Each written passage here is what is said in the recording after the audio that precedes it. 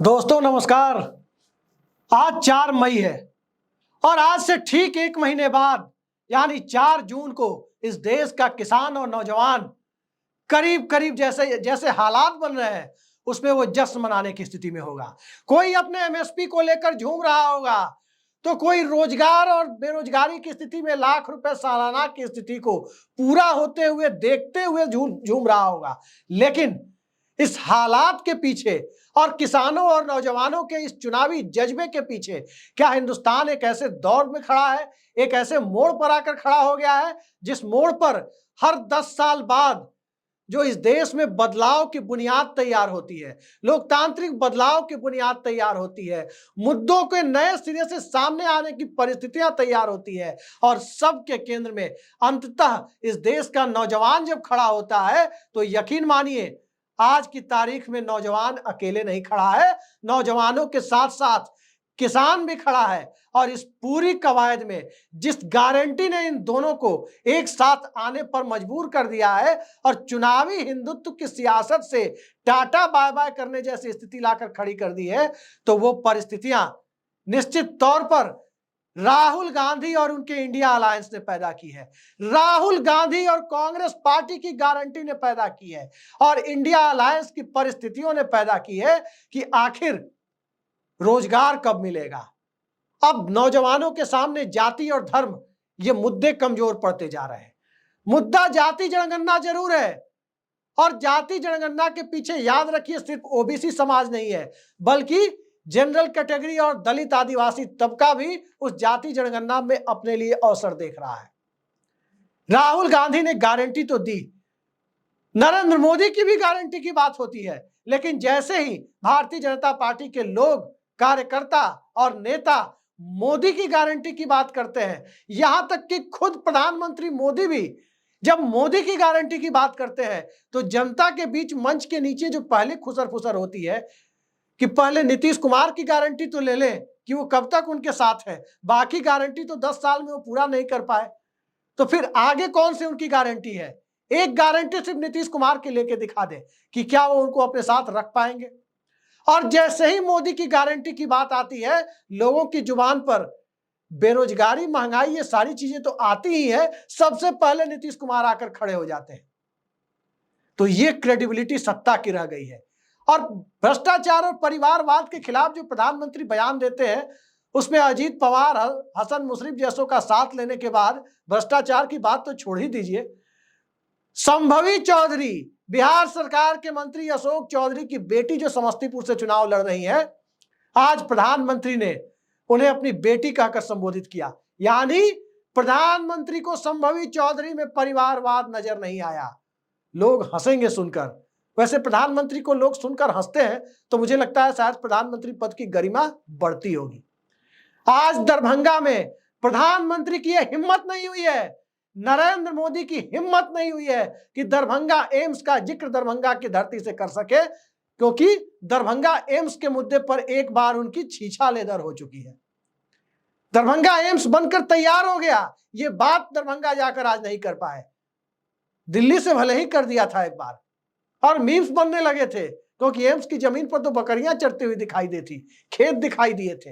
लेकिन सवाल एम्स से ज्यादा इस देश की जनता को एम्स में भर्ती ना होना पड़े वो ज्यादा जरूरी सवाल है और वही सवाल राहुल गांधी लेकर आ गए हैं। बेरोजगारी पिछले 50 सालों में सबसे ऊपर है और इस देश के नौजवानों की हालत देखिए, टीवी पर सत्ता पक्ष के प्रवक्ताओं की स्थिति देखिए कि जब रोजगार की बात होगी तो कोई भाजपा की तरफ से पात्रा जी आ जाएंगे, कोई और आ जाएंगे और टीवी पर वो 370 लेकर आ जाएंगे, कश्मीर लेकर आ जाएंगे, यानी रोजगार के मुद्दे को भटका कर वहां ले जाएंगे, कभी राम मंदिर लेकर आ जाएंगे। लेकिन ये नहीं बताएंगे कि भारत सरकार में सिर्फ सरकार की बात है, अर्धसैनिक बलों और पीएसयूज की बात नहीं है, सिर्फ भारत सरकार में 10 लाख के करीब वैकेंसियां क्यों खाली है। जितेंद्र सिंह डीओपीटी मंत्री को संसद में क्यों कहना पड़ता है कि 10 लाख वैकेंसी खाली पड़ी है और राहुल गांधी 30 लाख नौकरियों की बात कर रहे हैं, सरकारी नौकरियों की। 30 लाख नौकरियों के लिए तय मानिए कि इस देश का कम से कम 15 करोड़ नौजवान तैयारी करने की स्थिति में होगा। 30 साल से कम उम्र के नौजवान आमतौर पर, हालांकि यूपीएससी में अब 32 साल एज है, और उसी तरह से 3 साल एससी एसटी को, 3 साल ओबीसी को और 5 साल एसटी एसटी को एज रिलैक्सेशन भी है। आमतौर पर 30 साल भी कट ऑफ एज माने सामान्य वर्ग की, तो 35 साल तक तो तैयारी कर ही सकते हैं ओबीसी एसटी एसटी के नौजवान को मिलाकर।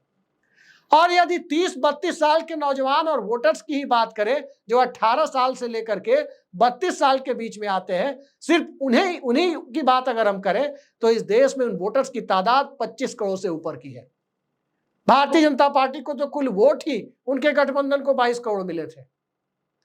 तो इस देश का नौजवान वैकेंसी के लिए, असंगठित क्षेत्र में हालात सुधरेंगे, अर्थव्यवस्था सुधरेगी, चिदम्बरम साहब की तरह के कोई जाने माने अर्थशास्त्री आकर खड़े होंगे, तो निश्चित तौर पर इस देश में लोगों के बाल बच्चों को रोजगार की स्थिति पैदा होगी। अब ये मुद्दा, ये विमर्श का स्तर गांव गांव तक जा चुका है। प्रशांत किशोर बिहार में पैदल घूम रहे हैं, क्या कहते हैं कि वोट खुद को देखकर नहीं, भविष्य को देखकर दीजिए, बाल बच्चों को देखकर दीजिए कि क्या आप उनका भविष्य संवारने के लिए वोट दे रहे हैं। ये प्रशांत किशोर की बातें हैं, उनकी बातें वहीं छोड़िए, लेकिन जो बात कर रहे हैं उस मुद्दे से मुंह नहीं मोड़ा जा सकता।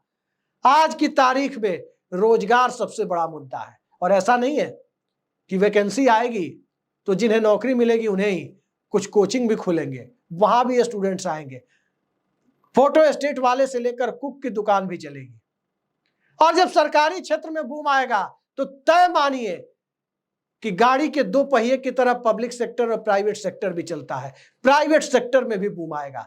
2007-8 में यही हुआ था मनमोहन सिंह के दौर में। तो आज की जो परिस्थिति है, इस देश का नौजवान अपने भविष्य को लेकर खड़ा है, और इस देश के नौजवानों को क्या दिखता है। अमित शाह कल बोल रहे थे पणजी में, गोवा में, मापुसा इलाके में बोल रहे थे कि इंडिया गठबंधन वालों को अपने बच्चों की चिंता है। क्या शरद पवार संभाल पाएंगे देश? क्या ममता बनर्जी संभाल पाएंगी? इस तरह की बातें कह रहे थे वो। राहुल गांधी पर तो खैर कहते ही रहते हैं, लेकिन सवाल यह है कि अपने बच्चों के भविष्य की बात तो वो कर रहे हैं, लोगों को कह रहे हैं कि बच्चों के भविष्य की चिंता कीजिए। बच्चों के भविष्य की चिंता होती तो रोजगार आज चुनाव में मुद्दा नहीं बनता, वैकेंसी मुद्दा नहीं बनती, रेलवे एनटीपीसी मुद्दा नहीं बनता, अग्निवीर मुद्दा नहीं बनती। राहुल गांधी साफ कह रहे हैं, कांग्रेस पार्टी और इंडिया अलायंस साफ कह रही है कि सत्ता में आते ही अग्निवीर स्कीम को खत्म कर दिया जाएगा, सबको परमानेंट कर दिया जाएगा, सभी अग्निवीरों को जो बहाल हुए उन्हें परमानेंट कर दिया जाएगा। यह बात राहुल गांधी कह रहे हैं। तो जो हालात बदले से दिखाई दे रहे हैं और बाजी पलटती दिखाई दे रही है, कहीं ना कहीं राहुल गांधी का योगदान तो उसमें है ही, 10 साल के कामकाज का भी अब जनता अवलोकन कर रही है। बच्चों की बात अमित शाह जी कहते हैं बहुत अच्छा लगता है, इससे अच्छी बात नहीं हो सकती कि उन्हें देश के बाल बच्चों की चिंता है। परिवारवाद पर आरोप लगाते हैं, लेकिन बाल बच्चों की चिंता किसके लिए है? क्योंकि सत्ता बदल जाएगी, रोजगार के हालात पैदा हो जाएंगे, तो फिर जय श्री राम और हिंदू मुस्लिम करने के लिए नौजवानों की फौज, वो टोली कहां से मिलेगी? क्या अमित शाह के बेटे आते हैं हिंदू मुसलमान करने? अमित शाह के बेटे बीसीसीआई में जाएंगे, पता नहीं कौन सी रिवर्स स्विंग या लेग स्पिन उन्होंने फेंकी है, इस सीधे बीसीसीआई में एंट्री हो गई, वो सचिव बन गए। अजीब योग्यता है, योग्यता यही है कि अमित शाह के बेटे हैं और बीसीसीआई के सचिव हैं। राजनाथ सिंह के बेटे एडजस्ट हो गए, अशोक चौधरी की बेटी को तो नरेंद्र मोदी अपनी बेटी ही बता रहे हैं, वो एडजस्ट हो रही है, चुनाव लड़के उनको एडजस्ट कराने की कोशिश हो रही है। शकुनी चौधरी के बेटे डिप्टी सीएम बनाकर एडजस्ट हो गए, वसुंधरा राजे भले ही सीएम नहीं बनी, उनके बेटे एडजस्ट हो गए, लोकसभा का टिकट मिल गया। कितने नाम गिनेंगे? येदियुरप्पा साहब के बेटे को देख लीजिए, कई राज्य दर राज्य गिनते चले जाइए, राजभर साहब के बेटे भी एडजस्ट हो रहे हैं, उनको भी लोकसभा का टिकट मिल गया। संजय निषाद के बेटे भी एडजस्ट हो रहे हैं। तो बेटे बेटियों की चिंता तो है अमित शाह को, लेकिन क्या आपके बेटे बेटियों की चिंता है? क्या उनके भविष्य की चिंता है? क्या हमारे दर्शकों में से किसी के बाल बच्चे जाकर बीसीसीआई के सचिव बन जाएंगे अगले 5 साल में? और क्या उनकी योग्यता अमित शाह के बेटे से कम है कि वो सचिव नहीं बन सकते? ये हालात इस देश में बनते हुए दिखाई दे रहे हैं, तभी राहुल गांधी की अहमियत बढ़ती जा रही है। अब नौजवानों के मुद्दे से सीधे किसानों की तरफ आते हैं। खेती किसानी इस देश में कितना मुश्किल काम है। बिना सत्ता के सपोर्ट के भारत ही नहीं पूरी दुनिया में आज की तारीख में जिस तरह से विवादास्पद कृषि कानून बनाए गए, किसानों को सड़क पर आने को मजबूर किया गया, और दोबारा जब किसान एमएसपी गारंटी को लेकर सड़क पर आने की हद तक आने लगे तो सड़कों में, खेतों में फसल उगे ना उगे, सड़कों में कील कांटे उगने शुरू हो गए। आपने देखा होगा कि सड़कों में पता नहीं कौन सा फर्टिलाइजर डाला गया कि सीमेंट की सड़कों में, डामर की सड़कों में लोहे की कील कांटे उगने लगे। हाईवे बंद हो गया, एक्सप्रेसवे बंद हो गया, क्योंकि किसान दिल्ली आ रहे थे। किसानों को दिल्ली आने का हक नहीं है, ये इसी सरकार के दौर में सड़कों पर उगे हुए कील कांटों ने बताया। उनकी एमएसपी गारंटी का मुद्दा है, यह भी इंडिया गठबंधन ने साफ कर दिया है कि एमएसपी गारंटी वो देने जा रहे हैं, एमएसपी गारंटी कानून ला रहे हैं, स्वामीनाथन फॉर्मूले को लागू करने की बात हो रही है।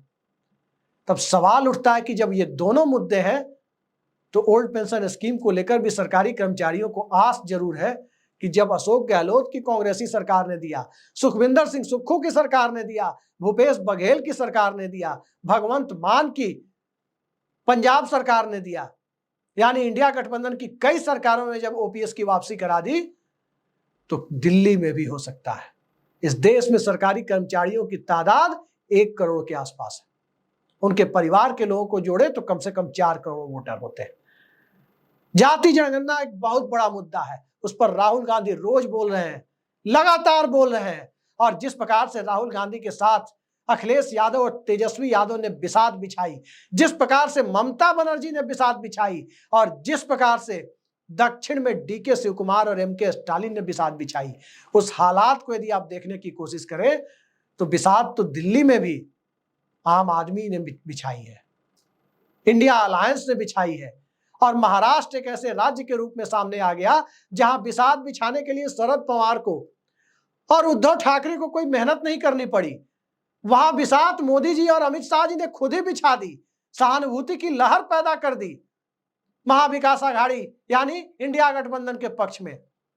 तो जहां इस तरह के हालात हो, सीटें मध्य प्रदेश में भी घट रही हो, गुजरात में भी घट रही हो, इक्का दुक्का ही सही लेकिन घट रही हो, और राजस्थान खिलाफ खड़ा हो जाए, तो किसान, नौजवान, अल्पसंख्यक, दलित, आदिवासी, ये सारे जब एक साथ आकर खड़े होते हुए दिखाई दे तो राहुल गांधी बाजी पलटने के लिए सिर्फ और सिर्फ एक मोहरा हो सकते हैं, सिर्फ और सिर्फ एक निमित्त मात्र हो सकते हैं। बाजी पलटना तो दरअसल अब जनता के हाथ में आ गया है। कहीं कोई चुनावी लहर किसी के पक्ष में नहीं दिख रही। दिल्ली से चाहे 5 किलोमीटर दूर कहीं खेतों में उतर जाएं या 500 किलोमीटर दूर जाकर किसी भी दिशा में उतर जाएं, साफ दिखाई देता है कि जनता ने चुप्पी साध रखी है। और चुप्पी, याद रखिए, लोकतंत्र में चुप्पी हमेशा बदलाव की आहट लेकर आती है। कई बार देखा गया कि मतदाता चुप थे, इमरजेंसी में डर की वजह से, जब चुनाव इमरजेंसी के बाद हुए 77 में, वोटर चुप था और कांग्रेस के लोगों ने मान लिया था कि इंदिरा गांधी वापस आ रही है, तभी लोकसभा को भंग कर चुनाव कराए गए थे। नतीजा क्या आया था? इंदिरा गांधी तक चुनाव हार गई थी। वोटर ने चुप्पी साधी थी फील गुड और इंडिया साइनिंग में। ब्लोअर की हवा, प्राकृतिक हवा की तरह बताकर प्रमोद महाजन जरूर चला रहे थे, लेकिन मतदाताओं की चुप्पी नए तरीके से सामने आई। फील गुड और इंडिया साइनिंग ताश के पत्तों की तरह बिखर गया। और आज हालात यह है कि एक छोटा सा पड़ोसी देश नेपाल, वो भी भारत को आंख दिखा रहा है। अपने करेंसी नोट पर भारत के हिस्से को नेपाल के नक्शे में दिखा रहा है और बाकायदा कैबिनेट इसकी मंजूरी दे रही है। तो आप सोच सकते हैं कि 56 इंच का सीना कहां गया। जो 56 इंच का सीना चीन के मुद्दे पर चुप्पी साध जाता है, वो 56 इंच का सीना पाकिस्तान का नाम क्या सिर्फ इसलिए लेता है क्योंकि वहां मुसलमान आबादी है। अरे पाकिस्तान को तो मोदी जी के आने के पहले इंदिरा गांधी ने ही 2 टुकड़ों में बांट दिया, बांग्लादेश बना दिया एक नए देश के रूप में। तो ये सब हालात कर दिए। अब हो सकता है, मैंने बांग्लादेश का जिक्र कर दिया, कांग्रेस के लोग भी कहीं कर रहे होंगे कि पाकिस्तान को 2 पार्ट में कांग्रेस की सरकार के समय तोड़ा गया, भारतीय सेना के शौर्य से तोड़ा गया। कल को ये भी कहते हुए भाजपा वाले नजर आ सकते हैं कि देखो भाई, इंदिरा गांधी ने पाकिस्तान को 2 पार्ट में बांट दिया, इसीलिए 2007 के क्रिकेट वर्ल्ड कप में हम बाहर हो गए थे। नहीं बांटा होता तो बाहर नहीं होते, क्योंकि बांग्लादेश ने भारत को हराकर बाहर कर दिया था। तो इस तरह के अजीबोगरीब तर्क के साथ आपके बीच आ जाए भाजपा वाले तो आश्चर्य मत कीजिएगा। लेकिन आज की तारीख में तर्क से ज्यादा कुतर्क भारतीय जनता पार्टी के पास हो सकते हैं। जनमत का भरोसा नहीं हो सकता। जनमत का भरोसा इसलिए नहीं हो सकता क्योंकि 10 साल की सरकार चलाने के बाद किसी भी सरकार और किसी भी पार्टी को पाकिस्तान का नाम लेने की नौबत नहीं आनी चाहिए थी, बल्कि अपने काम के बूते जाना चाहिए था। आज वोटर्स को पता चल चुका है कि जो 5 किलो राशन मिल रहा है वो food security act Manmohan Singh ने 2012-13 के दौर में लाया था। और मोदी जी अगर सत्ता से चले भी जाएं तब भी 5 किलो राशन रुकने वाला नहीं है, क्योंकि फूड सिक्योरिटी एक्ट जो है उससे कोई सरकार मुंह नहीं मोड़ सकती। ये हकीकत है।